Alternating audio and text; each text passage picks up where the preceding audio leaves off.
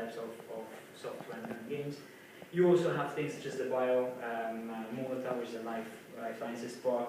You've got, there are a number of areas where they're trying to promote a sector. Then you also have the more enterprise type of grants. But again, research that my colleague was undertaking, speaking to people who try to tap into them, revealed that, quite frankly, most of these grants are in the form of maybe a tax credit or a guarantee, and you need cash up front to be able to do something. In other instances, the amounts of cash up front were too paltry to make any real major difference. Another comment received was that they sometimes require very detailed business plans and do not really allow you to move out from what you've committed to. So you start to get fear, you start to feel like, listen, do I go for all this, but I can't move away from it? And also they tend to be very bureaucratic to apply for. So I think there is area where government can continue to enhance and improve what is available out there. At the same time, government knows that it's imperative for them. Europe 2020 vision includes investment in entrepreneurship. Malta is no different. They're looking at this sector, they're supporting it. And I think we'll see more positive developments as the time passes. The government has a role, a significant role to play. Okay? Another small thing can be lobbying. You will see in other countries, other jurisdictions, where they give tax breaks, for example, to investors who place risk capital. That is non-existent in Malta. There is sort of some pushing for it, and if we carry on lobbying, we might see some interesting developments. But it doesn't exist yet here. Another source of finance, is or are the banks. You might say, but it's difficult. What is an innovative startup? Limited collateral to afford many a time. You have no really fixed assets to pledge. Your assets actually tend to be intangibles, okay?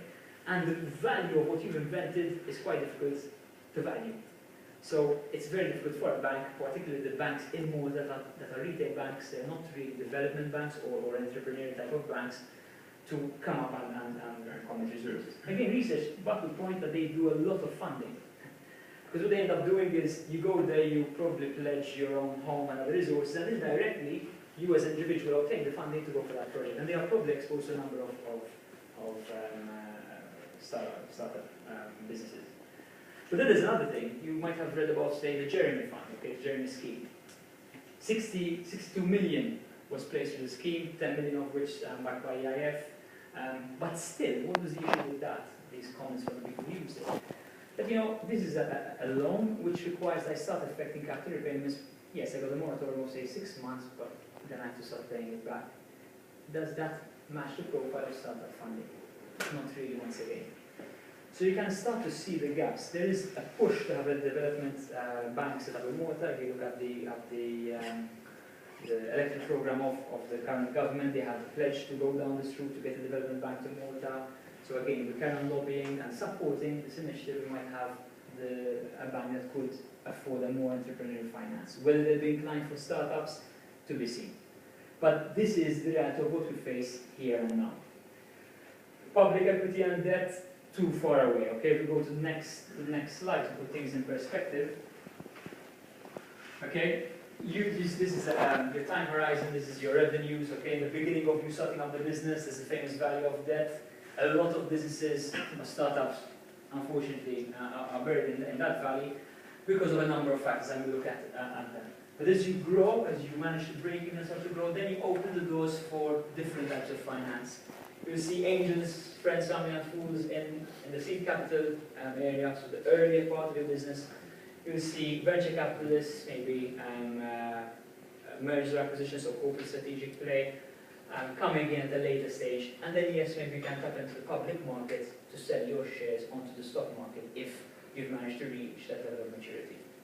The local stock market does have an alternative market, or the sort of more risky type of equity investment, but yet again, it's not yet structured well enough, I believe, to support what we need to do. Some of you might have stopped to think about the value of debt. 3 thoughts to leave you with here.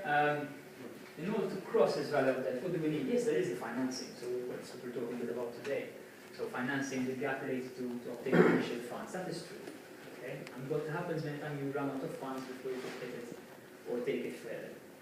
But you must keep your eye on 2 other angles as well. Okay? If you are particularly an innovative type of startup.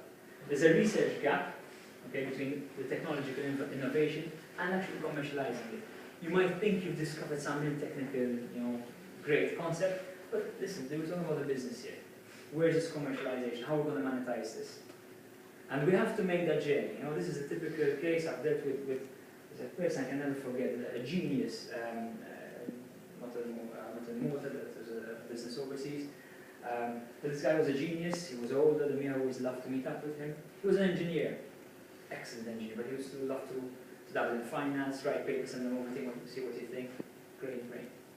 But obviously, being an engineer, he created the Rolls Royce of the line of business he was involved in. And the market moved on. The market wasn't looking for engineering soundness as much as it was looking for design and aesthetics. And he kept on insisting, the market is buying that cheap stuff from wherever it was, but look at this, this is rock solid, will last 20 years. We're going to change that to 5. So likewise, you can't fall in that trap. You might have discovered something technologically great, but it has to be commercially super. You can't even look at that. The last one is the trust gap. This, keep in mind, this is the trust gap between the technological person in the tech space, okay, the investor. You don't want an investor why he's standing in with you, come on, doesn't trust you, but why are you investing this money? Where are you going to place it? What are you going to get out of it? Have you tested this? What stats do you have to back this up? You need a bit of trust sometimes. Trust me, when I'm seeing this, I'll share you my ideas, but I need a bit of trust on this next move. And also the customer. Ultimately, what validates your whole idea is a customer paying money for your product or service. Okay? So keep these in mind as we're traveling the journey. And we talked about preparation, so now we're going to flip the coin. We talked about what type of finance we can try and go for, but let's look a bit at ourselves, okay? Unfortunately, there are many times when people knock on my door saying, we need to raise finance, and they are really ill-prepared, incredibly ill-prepared. It's almost astounding they're not realizing. For example, a simple question, okay, so why do you need the finance, and what do you really need it for, okay?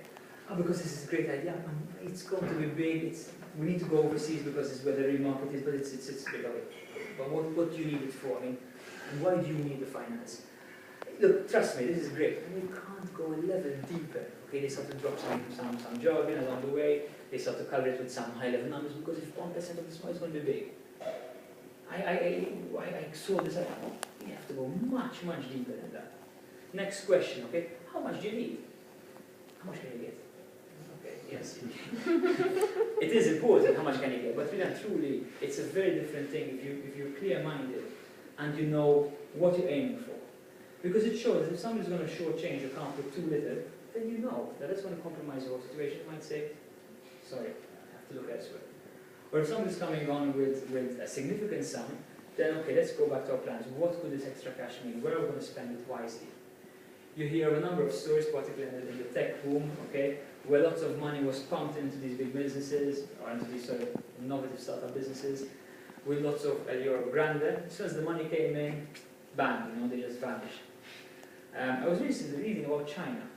Chinese recently started to tap into getting some foreign investment. There was a case where there was this family, so the father and his son were running his business, really hard-working, really hard-working.